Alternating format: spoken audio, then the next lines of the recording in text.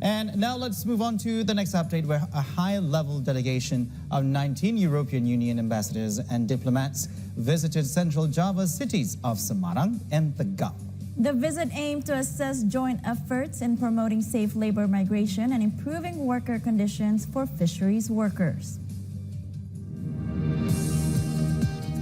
On Tuesday, European Union representatives, ambassadors of the EU member states, Ambassador of the European Union, and International Labour Organization representatives all visited the Tegal fishing docks in central Java.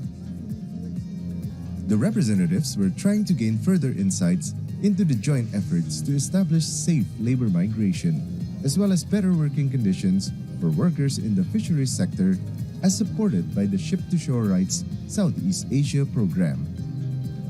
Central Java is notably one of the biggest producers of fisheries products, amounting up to 7 trillion rupiah in produce, and the European Union is seeking to further enhance that cooperation via the Ship-to-Shore Rights program. Some 19 European Union diplomats, including ambassadors, paid a visit to Tegal fishing port in central Java from September 9th to the 10th.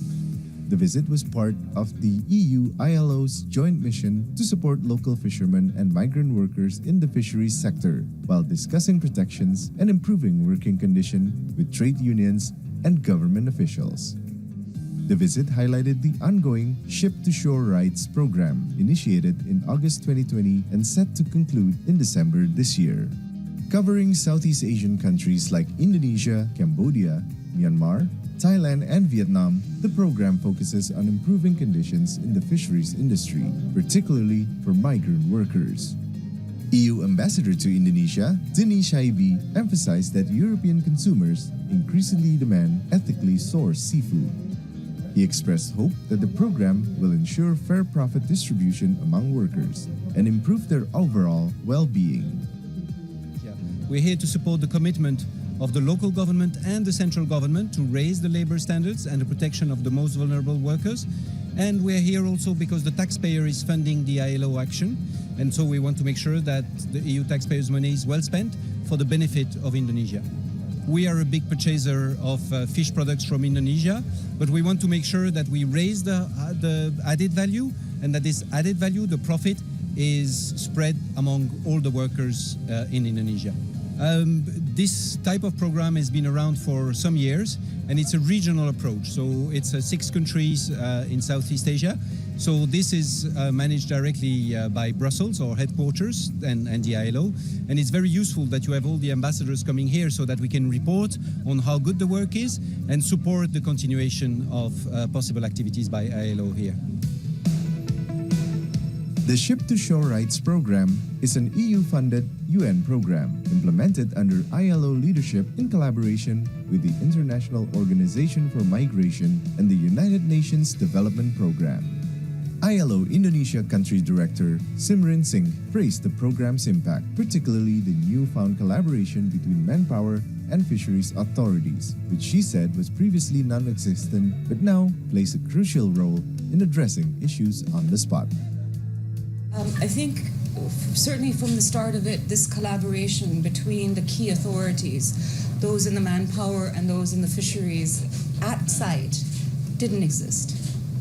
It just didn't. And that is so crucial for the prevention and advice to fix problems on the spot, to deal with problems on the spot, and to also have the voice heard with the authorities that are the responsible, like we saw.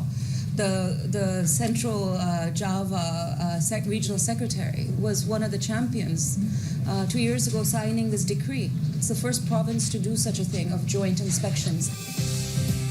During their port visit, the delegation met with migrant workers and union representatives who shared concerns about wage withholding by foreign vessels. Head of the Indonesian Migrant Workers Union in Tegal, Resi Yulianto, credited the program's Migrant Resource Center for empowering workers by providing critical information and support. Jadi untuk layanan ini sendiri, bagi manfaat untuk SME sendiri, kita bisa memberikan informasi kepada calon AKP, keluarga, bahkan AKP Kampurna Jadi kita menjelaskan di situ tentang cara proses menjadi awak kapal yang baik itu seperti apa, Mas. Jadi untuk meminimalisir tentang kejadian-kejadian yang selama ini kebanyakan ABK hadapi.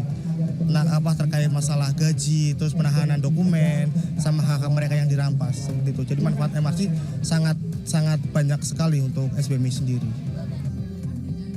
The visit concluded with discussions on continued cooperation between EU, Indonesia, and ILO, as well as the strengthening of Indonesia-EU trade relations, which is valued at 30 billion euros. The delegation also expressed appreciation for Central Java's leadership in protecting the rights of maritime workers. Arya Sidarta and Erwin Widyastama for See Today.